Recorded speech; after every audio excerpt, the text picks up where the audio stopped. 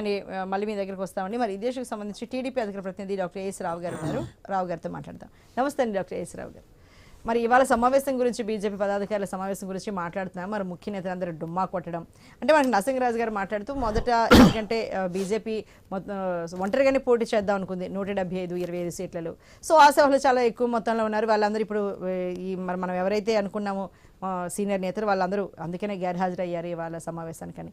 అంటే మరి ఎంతవరకు మరి గైర్హాజరు ఇప్పుడే సమావేశానికి రాని వాళ్ళు గెలుపు కోసం ఎంతవరకు వాళ్ళ సాయశక్తిలా కృషి చేస్తారు, అభ్యర్థికి ఎలా వాళ్ళ చేతిని అందిస్తారు అనుకోవచ్చండి? ఎలా ఉండబోతుంది? ఏమైందంటే అర్చన గారు, గత సంవత్సరం కాలం నుంచి జంప్ జనాలని ఎక్కువైపోయారు. అవునండి. సో బీజేపీలో కూడా ఆ యొక్క బీజేపీ యొక్క ఆర్ఎస్ఎస్ సిద్ధాంతాలకు కట్టుబడి ఆ సిద్ధాంతాలకు స్టికాన్ ఉన్న లీడర్స్ కొంచెం తక్కువ. వేరే పార్టీ నుంచి వచ్చిన వాళ్ళు రాగానే వాళ్ళు పదవులు అనుభవించి రాష్ట్ర స్థాయికి నాయకత్వం చేసిన వాళ్ళు ఉన్నారు. అయినప్పటికి కూడా వాళ్ళకు బీజేపీ యొక్క మూల సిద్ధాంతాలకు ఇంకా వాళ్ళ అటాచ్మెంట్ కాలే, సంఘపరివారి ఆర్ఎస్ఎస్ సిద్ధాంతాలకు వాళ్ళు ఇంకా దాంట్లో మింగిల్ కాలేదు. వేరే పార్టీలు ఏ విధంగా చేసుకుంటారో అధిష్టానం యొక్క ప్రమేయం లేకుండా కొంతమంది నాయకులు, రాష్ట్ర స్థాయి నాయకులు మేము ఒంటరిగానే పోతున్నామని చెప్పేసి డిక్లేర్ చేయడం జరిగింది. ఎందుకంటే కొంతమంది అన్ని పార్టీలలో వైఎస్ జగన్మోహన్ రెడ్డి యొక్క కోవట్లను ప్రతి పార్టీలో కూడా ఒకరిద్దరు పెట్టారు. మన జనసేనకు మా అనుకూలంగా హరిరామ జోగే అని మన ముద్రగడ పద్మనాభం ఏ విధంగా బ్రోకర్లను పంపించి పవన్ కళ్యాణ్ గారిని మిస్గైడ్ చేసి ఈ కూటమి కొట్టాలని చూశాడు.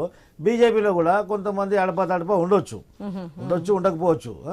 అది ఏమవుతుందంటే మొన్నటి వరకు కూడా మా పొత్తు అనేది ఖరారు కాలేదు. బీజేపీతో పొత్తు ఉంటుందా ఉండదా అన్న పరిస్థితికి కూడా కొన్ని రోజులు మనం ఆలోచించాం.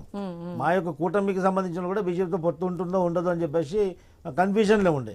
మేము కూడా ఒక తెలుగుదేశం లీడర్స్ అయినా కానీ ఎవరైనా చెప్పడం కూడా కష్టతరంగా మారింది. ఆ టైంలో వాళ్ళు అనౌన్స్ చేసుకున్నారు ఏంటంటే మేము ఒంటరిగా పోతున్నాము, 175 మొత్తం మేము కాంటాక్ట్ చేస్తాము, 25 పార్లమెంట్ కాంటాక్ట్ చేస్తామని చెప్పేసి వాళ్ళు ఆ రాష్ట్ర స్థాయికి సంబంధించిన నాయకులు కొందరు ఏం చేశారంటే క్యాండిడేట్స్లు వేట మొదలు పెట్టారు. అవును, ఒక్కో నియోజకవర్గానికి ముగ్గురు చొప్పున, అంటే ఒక్కో సీటుకి ముగ్గురు చొప్పున క్యాండిడేట్స్ వేట మొదలు పెట్టేసరికి అక్కడ ఆస్పిరెంట్స్ ఆశావాహులు ఎక్కువైపోయారు. అందులో కొంతమందికి నేను నీకు టికెట్ ఇప్పిస్తా అని అషన్స్ ఇచ్చిన వాళ్ళు కూడా కొంత ఉంటారు. ఇలాంటి సంఘటనలు తరచుగా ఎలక్షన్లు జరుగుతూ ఉంటాయి. ఆ జరిగినప్పుడు ఏమవుతుంది, వీళ్ళ ప్రమేయం లేకుండా అధిష్టానం డిసైడ్ చేసి ఈ రోజు 11 సీట్లు డిసైడ్ అయిపోయేసరికి వీళ్ళకి వచ్చే సీట్లు రాలేదు. వీళ్ళు ఎవరికైతే మాట ఇచ్చిన్నారో బహుశా అది మేబీ చెప్తున్నా, ఎందుకంటే ఆ బహుశా ఇచ్చి వాళ్ళకి అంగుబాటు కావచ్చు. ఇప్పుడు ఏదేమైనప్పటికీ కూడా ఈ యొక్క పొత్తుకు సంబంధించి పొత్తుగా భాగంగా వాళ్ళు కొన్ని సీట్లు ఇవ్వడం జరిగింది. వాళ్ళు ఒప్పుకున్న సీట్లే మేము ఇచ్చాము. పొత్తు ఖరారు అయిపోయింది. ఆ సీట్లను బీజేపీ పోటీ చేస్తుంది.